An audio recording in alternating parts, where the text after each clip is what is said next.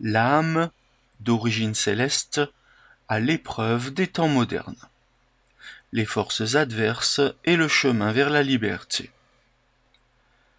L'homme n'est pas seulement un être façonné par les lois de la biologie ou les nécessités de l'histoire terrestre. Dans la vision de la science spirituelle telle que Rudolf Steiner l'a déployée, il est avant tout un voyageur des mondes, un être dont l'essence plonge ses racines dans les sphères invisibles, et dont le chemin le mène, incarnation après incarnation, à travers les épreuves de la vie terrestre.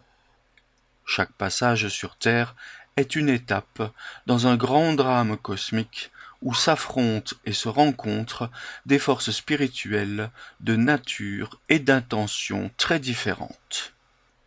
L'objectif de ce podcast est de rendre intelligible, dans un langage accessible mais fidèle à l'anthroposophie, la manière dont ces forces travaillent avec l'évolution humaine.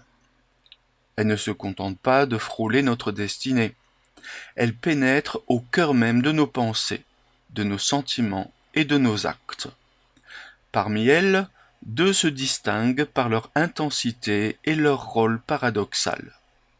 Lucifer et Ahriman. Des entités adverses qui, bien que cherchant à détourner l'homme de son but véritable, contribuent néanmoins, par le combat qu'elles suscitent, à éveiller et fortifier l'être intérieur de l'homme.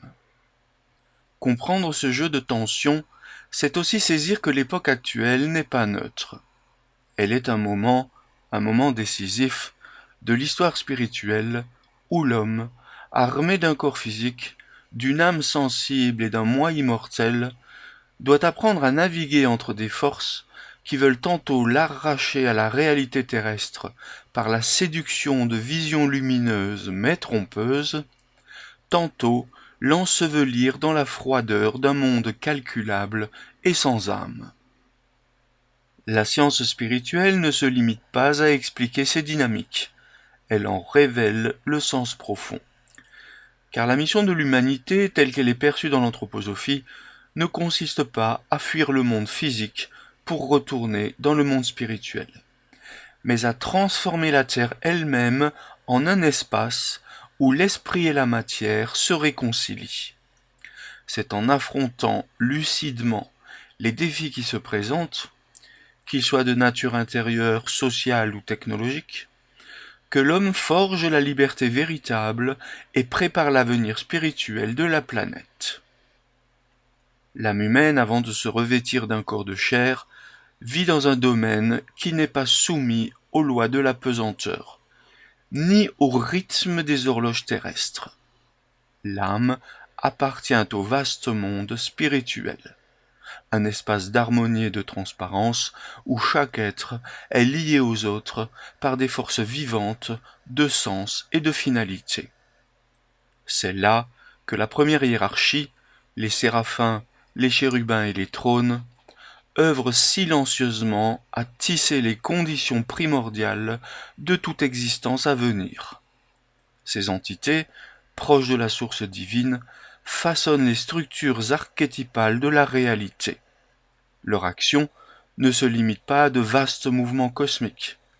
Elle prépare, jusque dans les subtilités du destin individuel, l'environnement où chaque âme pourra poursuivre son chemin. Lorsque vient le moment de redescendre vers la vie terrestre, l'âme traverse divers degrés de réalité spirituelle, s'éloignant progressivement de la plénitude lumineuse qui la nourrissait. Elle rencontre alors les influences des autres hiérarchies, qui, chacune à sa manière, affinent les conditions de son incarnation future. Le choix du temps, du lieu de naissance, les liens familiaux, le contexte culturel. Tout est ajusté pour que les expériences terrestres qui l'attendent correspondent à ce qu'elle doit apprendre et transformer. Mais le passage du monde spirituel au monde physique n'est pas une simple transition douce, c'est un véritable choc. Dans le royaume de l'esprit, l'âme se mouvait dans une réalité où la vérité se présentait directement à la conscience, où l'amour et la sagesse étaient vécus comme des forces tangibles. En entrant dans le corps, elle se trouve plongée dans une existence dense, opaque, soumise à la gravité et aux limites des sens. La mémoire du monde d'où elle vient s'efface, remplacée par la nécessité de conquérir pas à pas une connaissance nouvelle, acquise dans la confrontation avec les réalités terrestres. Ce chemin n'est pas laissé au hasard. Le karma, dans la perspective anthroposophique, n'est pas une fatalité mécanique, mais une loi de juste équilibre, qui relie chaque incarnation aux précédentes. Les rencontres, les épreuves, les succès et les échecs de la vie sont les fruits d'anciennes semences. Cependant, dans cette trame, l'homme possède toujours une part de liberté. Il peut accueillir son destin comme une occasion de croissance, ou bien se détourner de sa mission. C'est dans l'usage de cette liberté que se décide la valeur spirituelle de chaque incarnation. Ainsi, l'âme, issue des hauteurs spirituelles et façonnée par des puissances cosmiques, entre dans la densité du monde physique avec un double héritage. Un passé qui la conditionne et une liberté qui peut la transfigurer. Sa tâche est de transformer la matière et les circonstances de sa vie en instruments d'évolution, préparant déjà, par son travail conscient, les étapes futures de son chemin cosmique. Dans la vaste dramaturgie cosmique que la science spirituelle met en lumière, l'humanité ne chemine pas dans un espace neutre. Deux grandes puissances se tiennent aux côtés de l'homme, non pour le soutenir, mais pour l'éprouver. Elles ne sont pas les forces créatrices originelles, mais des entités qui, par leur nature même, cherchent à détourner l'évolution humaine de son but. Pourtant, leur présence est nécessaire, car c'est dans la confrontation avec elles que se forge la liberté véritable. Lucifer est l'esprit de la lumière séparée.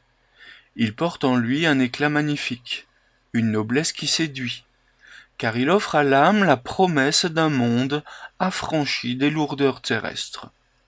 Sous son influence, l'homme se sent attiré vers les hauteurs de l'imaginaire, vers des visions splendides où la douleur et la gravité du monde matériel semblent abolies. Mais cette lumière est détachée de la réalité terrestre. Elle enivre, elle élève dans un espace d'idéalisme pur, mais elle coupe du travail concret que l'âme est venue accomplir. Le danger luciférien réside dans cette fuite hors du réel, dans cette aspiration à un spirituel qui n'accepte pas de s'incarner pleinement. Ahriman est son contrepoint, l'esprit de la pesanteur et du calcul. Là où Lucifer séduit par des images ardentes, Ahriman impose la froideur d'une logique implacable. Il fige la pensée dans des formes mécaniques, enferme la connaissance dans ce qui peut être mesuré, compté, reproduit. Son royaume est celui du matérialisme, de la rigidité, du monde réduit à un système clos de lois impersonnelles. Sous son emprise, l'âme risque d'oublier jusqu'à son origine spirituelle, de croire que seule existe la matière, et que la conscience n'est qu'un produit secondaire de processus physiques. Lorsqu'une âme s'incarne, elle ne rencontre pas l'un ou l'autre de ses adversaires, mais les deux à la fois. L'existence terrestre devient alors un champ de force où Lucifer attire vers l'évasion et Ahriman vers l'enfermement. Ces influences opposées peuvent se détruire mutuellement si elles s'équilibrent mal, ou bien si l'homme les affronte consciemment. Elles peuvent alors devenir les moteurs d'un développement supérieur. Car dans la lutte pour résister à l'attrait de la lumière trompeuse et au poids du monde calculable, l'âme se fortifie, apprend à discerner, à trouver le point d'équilibre où l'esprit peut s'incarner sans se perdre, et où la matière peut être transfigurée par l'esprit. Ainsi, Lucifer et Ahriman, bien que dangereux, sont paradoxalement des artisans de la liberté humaine. Sans eux, l'homme resterait dans un état d'innocence passive, baignés dans le spirituel sans jamais devoir en reconquérir la réalité par ses propres forces.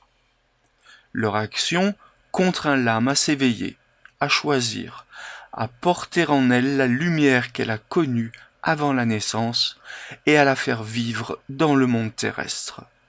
C'est dans cette tension, douloureuse mais féconde, que se joue l'essentiel de l'évolution humaine vers sa véritable spiritualisation. Les âmes qui s'incarnent aujourd'hui ne se trouvent pas dans la même configuration spirituelle que celle des siècles passés. L'histoire terrestre n'est pas une suite d'événements répétitifs. Elle est le théâtre d'une évolution qui conduit l'humanité vers des étapes de plus en plus exigeantes. À mesure que le temps avance, les forces adverses se manifestent avec une intensité croissante, car elles savent que l'humanité approche de moments charnières où se décidera le sens de son avenir spirituel. Autrefois, l'influence de Lucifer s'exprimait surtout dans la sphère religieuse ou mystique, en détournant l'homme vers des visions célestes qui le dispensaient d'accomplir sa mission terrestre. Aujourd'hui, elle se pare de nouveaux habits. La surabondance d'images, la quête effrénée de sensations extrêmes, les univers virtuels qui offrent des réalités alternatives plus séduisantes que le monde concret. Lucifer souffle à l'oreille de l'homme moderne que le réel est trop terne et que l'on peut le remplacer par une lumière artificielle, colorée, sans aspérité.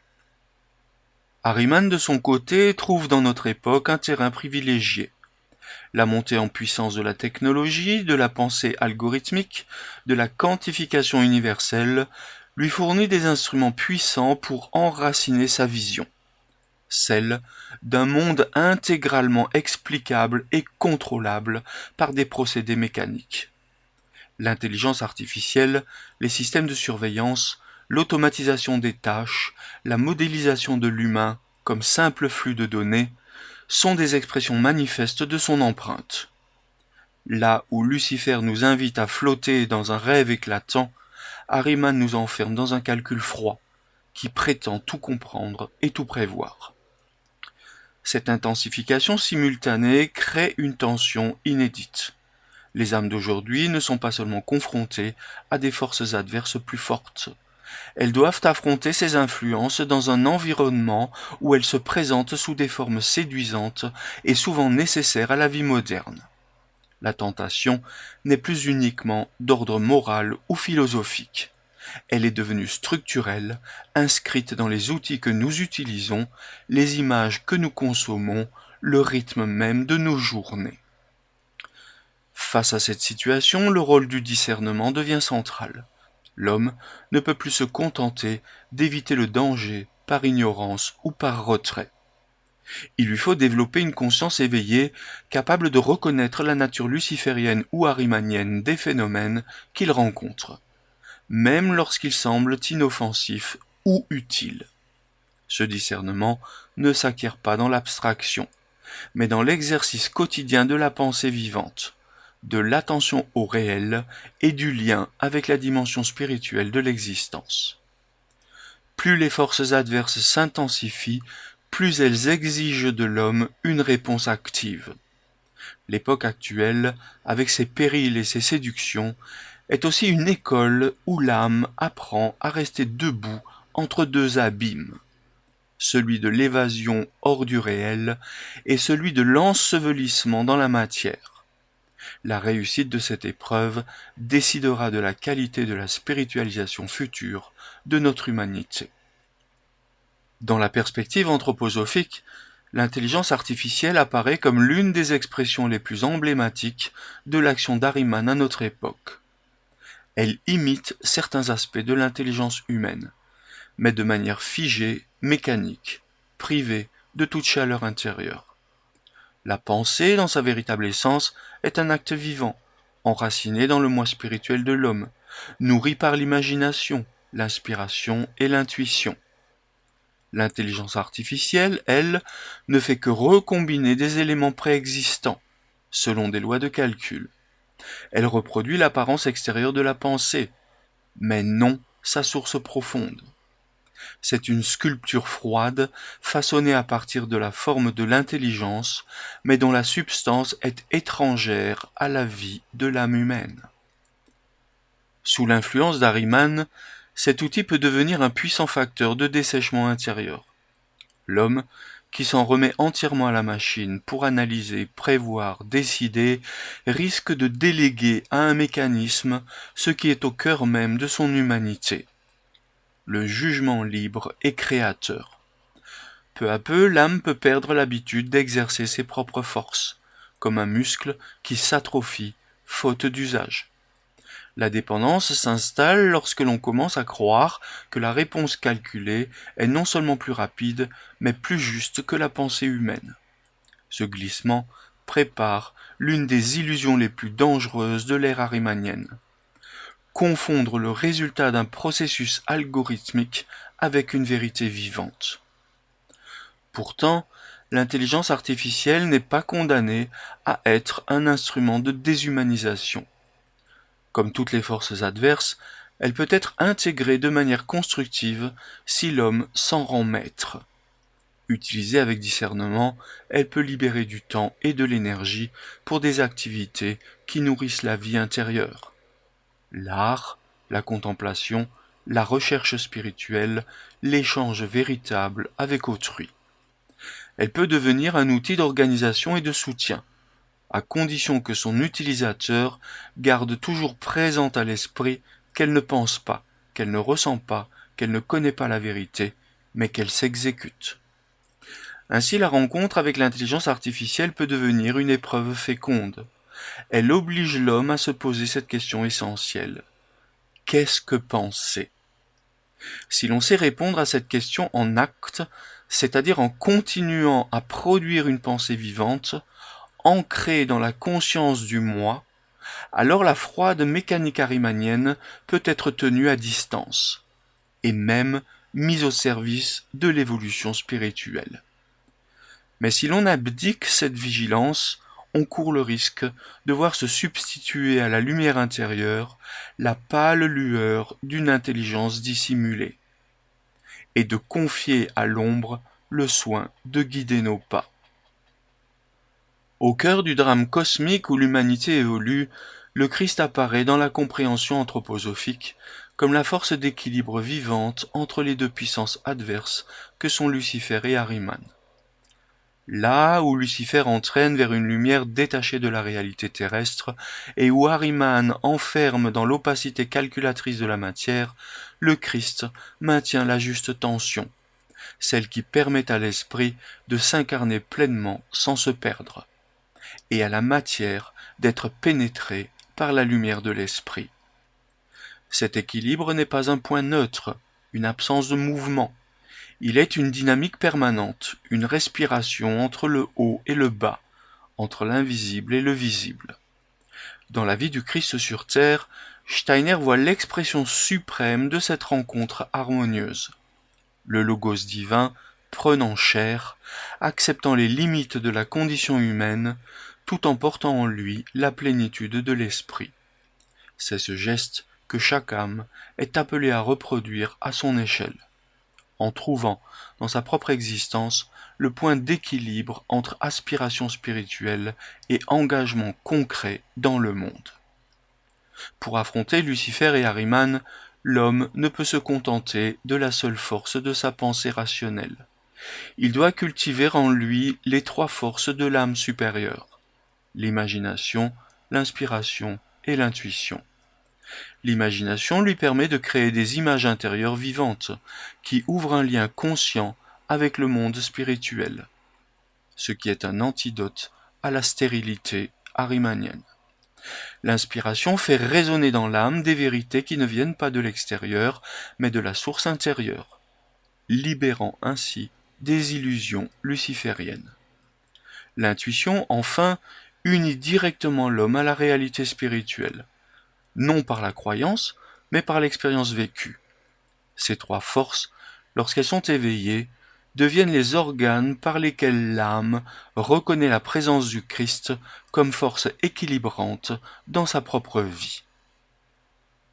Dans un environnement saturé de technologie, où l'intelligence artificielle et les systèmes automatisés tendent à remplacer la chaleur de la relation humaine, le maintien de cette force christique exige une vigilance accrue.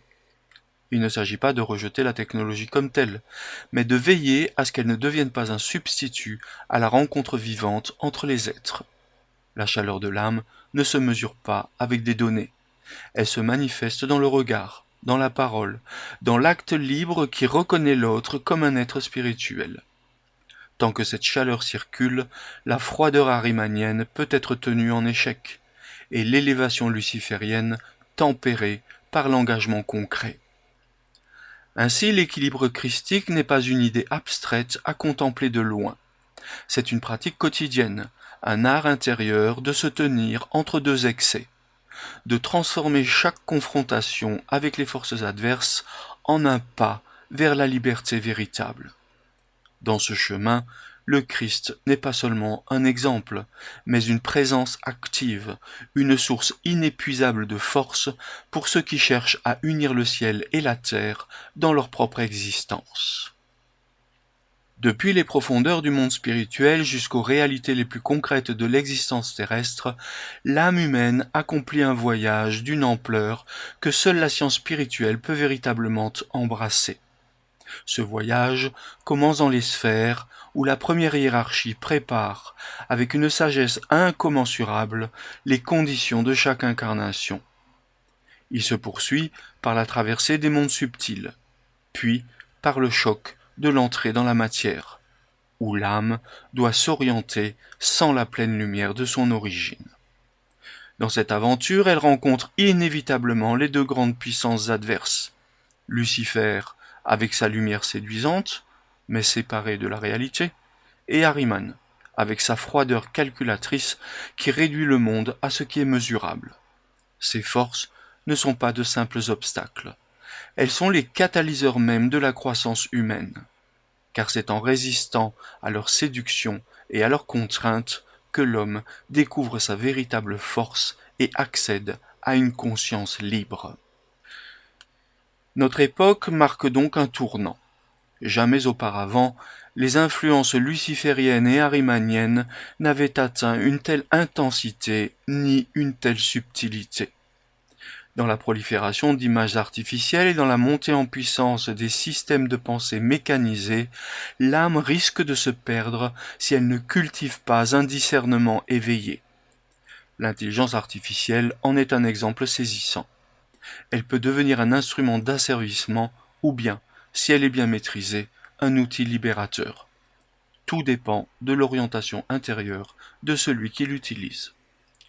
Le chemin vers l'avenir ne consiste pas à fuir ces forces adverses, mais à les transformer.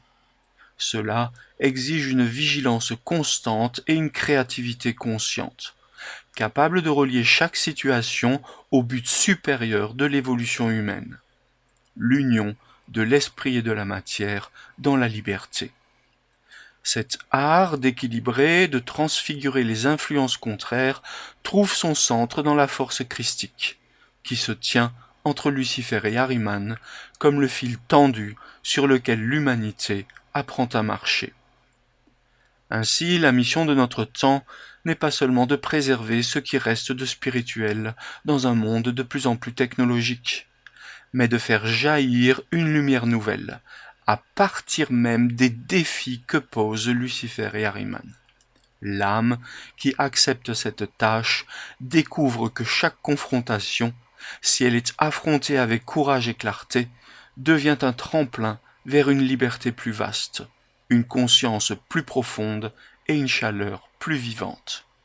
C'est à ce prix que l'avenir pourra être non pas une simple suite de progrès matériels, mais l'accomplissement du dessein spirituel de notre humanité.